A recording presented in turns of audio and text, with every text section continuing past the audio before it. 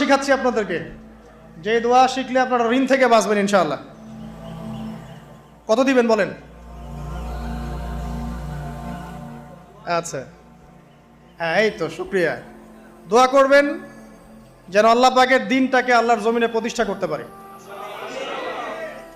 আমার সাথে বলেন, দোয়াটা হচ্ছে আল্লাহুম্মা ইকফিনি বিহালালিকা আন হারামিকা ওয়া আগনিনি বিফদলিকা আম্মান সিওয়াকা। এই দোয়াটা ছোট না, এটা মুখস্থ করবেন, সেজদায় পড়বেন, নামাজের সেজদায় পড়বেন, আত্তাহিয়াতু দরুদ শেষ তারপরে পড়বেন, নামাজ শেষে হাত তুলে করবেন, যখন তখন শেষ রাত্রে করবেন। ইনশাআল্লাহ দেখবেন আপনার ঋণ বলতে কিছু থাকবে না ইনশাআল্লাহ।